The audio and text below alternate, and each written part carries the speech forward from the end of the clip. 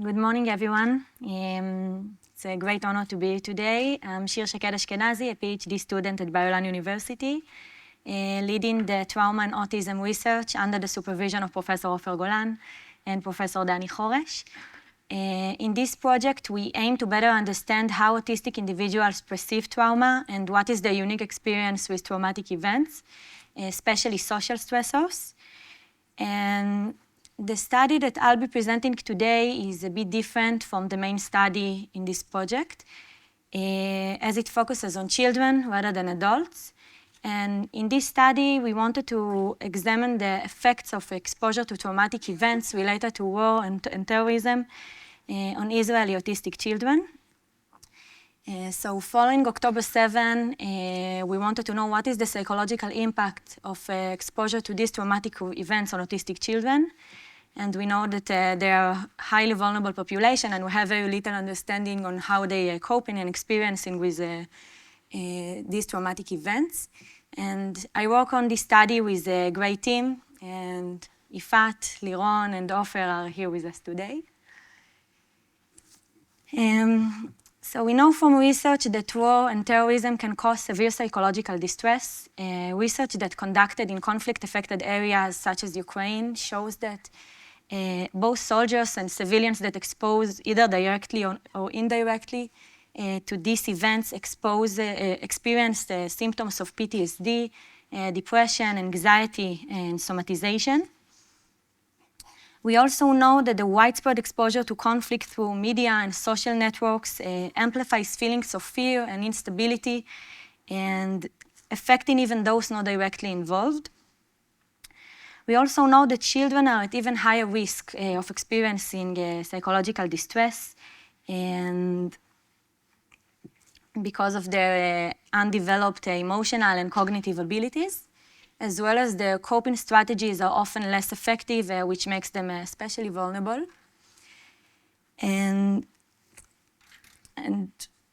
while research on psychological effects of war on children is limited, studies on how autistic children are affected by traumatic war-related events are almost non-existent. When we talk about autism and trauma vulnerability, research shows that autistic individuals have higher rates of psychiatric comorbidities, such as anxiety, ADHD, and depression. And we also know that cognitive inflexibility and sensory sensitivity and difficulty coping with uncertainty may intensify their vulnerability to trauma, making it crucial to investigate their experience during wartime. And one of the main findings in our project and also other studies show that autistic individuals are at higher risk of experiencing traumatic events and being significantly affected by them. And we also know from the literature that autistic individuals have higher rates of probable PTSD compared to non-autistic adults. And we know that exposure to mass trauma, such as natural disaster and pandemics like COVID, has been studied in autistic individuals, showing that these experiences can worsen core autism symptoms, such as sensory sensitivities and difficulty coping with uncertainty. And before discussing war-related events that are considered potentially traumatic, I will briefly present the DSM definitions of PTSD. So PTSD is characterized by 4 clusters of symptoms, including intrusion, avoidance, negative mood and cognition, and hyperarousal, along with criterion A, which defines what is considered a traumatic events. So according to the DSM-5, traumatic events must involve an actual or perceived threat to life, either directly or indirectly. For example, it could be physical or sexual assault or any life-threatening situation. And when we talk about exposure to war and terrorism, research conducted in conflict-affected countries highlights that exposure to these events includes a range of traumatic events, including bombing, physical injury, witnessing violence, loss of loved ones, and displacement. And as we all know, October 7 marked as one of the most darkest days in Israeli history. The attack resulted in the killing of more than 1,200 Israelis, mostly civilians. Reports describe extreme violence, including shooting, burning homes, and severe sexual assault. Additionally, 253 civilians and soldiers were kidnapped, and many of these events were documented and widely shared on social media, leading to significant indirect exposure. And beside these horrible events, the following war led to other consequences, like mass drafting of reserve soldiers, large-scale evacuation from multiple regions, and missile attacks targeting various areas across Israel. And as a result, schools and educational institutions were closed, and that's caused a serious disruption to children's routines. So our research questions focused on understanding the psychological impact on Israeli autistic children compared to non-autistic children following exposure to war and terrorism events. We wanted to know whether autistic children are more exposed to these events compared to non-autistic children. We were interested in whether there are differences in anxiety levels between the two groups. Next, we are interested in whether exposure to these traumatic events would be associated with increased anxiety levels for all children. And finally,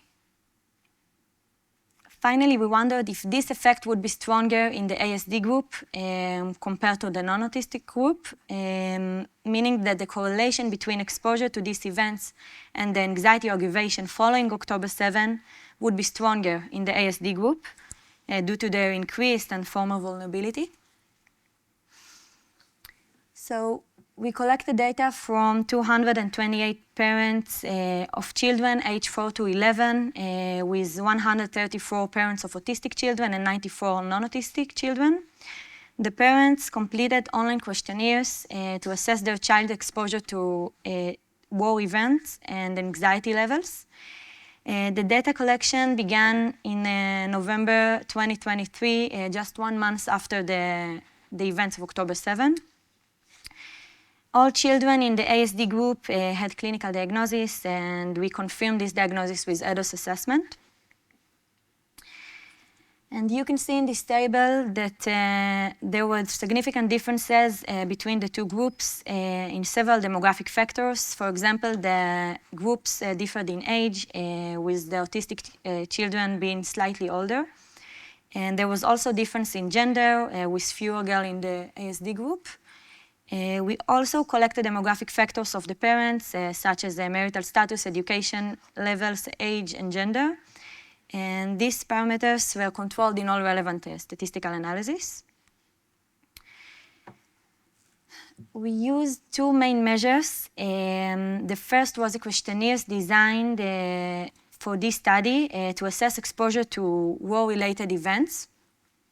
We divided these questionnaires into two categories, and parents were asked to indicate whether their child had experienced each event. The first category is child exposure to events and experiences, including exposure to potential traumatic events aligned with the DSM-5 definition, criterion A of PTSD, including experiences like missile attack, sirens, injury or death of family members, abduction of loved ones, proximity to rocket damage, and damage to homes. And exposure to additional impacts of the war, such as family members being enlisted in the military, changes in living conditions, or disruption in school, in education. And the second category is child exposure to information. Parents were asked if their child exposed to any information about the war from various sources, like television broadcast, public posters and photos, or conversation with adults. And the second measures is well-established measures for anxiety, the Spence Children's Anxiety Scale, a questionnaire designed to assess the severity of anxiety. Includes subscales assessing panic and agoraphobia, separation anxiety, physical injury fears, and generalized anxiety disorder.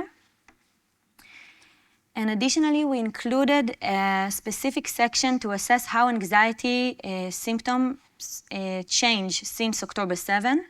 This section known as SCAS-A, SCAS aggravation. And we asked parents to report any symptoms that had worsened or aggravated since October 7. So we found that almost all participants were exposed to at least one potentially traumatic events related to the war, meeting criterion A for PTSD according to the DSM. And while this might sound like a high number, in the context of Israel, it's not surprising. Events like sirens and missile attacks are considering life-threatening events and are part of our daily reality here, with nearly everyone in Israel exposed to them, experienced them at some point. And interestingly, we found that non-autistic children were exposed to these events more frequently than autistic children. And when we're looking at the anxiety levels, here's a breakdown of the different subscales of the Spence, comparing the ASD and the NA group. You can see that there is difference in the total Spence scores, with autistic children had higher total anxiety scores on the left, but also in physical injury, fears, and panic and agoraphobia.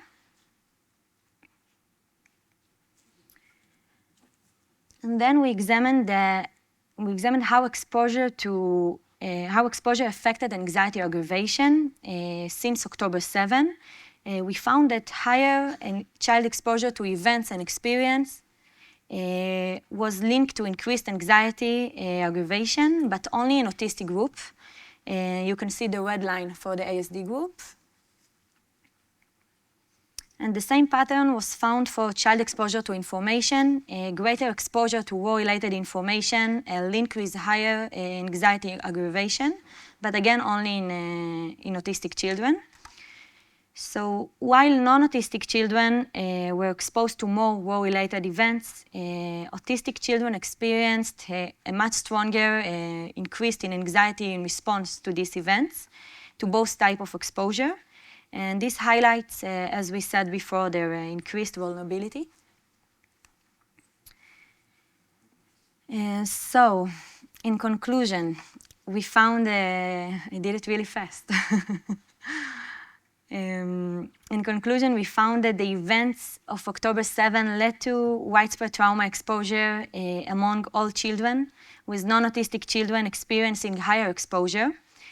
One possible explanation is that parents of autistic children may be more protective and try to prevent their exposure, or that communication difficulties of the autistic children led to less sharing of their experiences, leading parents to be unaware of what their child is being exposed to. We also found that autistic children experienced higher level of anxiety overall, with anxiety aggravation following exposure to these events. And we considered several possible reasons for why autistic children being more vulnerable to trauma and anxiety symptoms. The first is that cognitive inflexibility and their need for sameness can make it harder for them to cope with change and disruption to routines, such as changes in the living arrangement or school settings. Another possible explanation is that sensory sensitivities may increase distress in response to loud noises like sirens and explosions. And finally, we thought that difficulty with emotional regulation that we know that is common in ASD can make it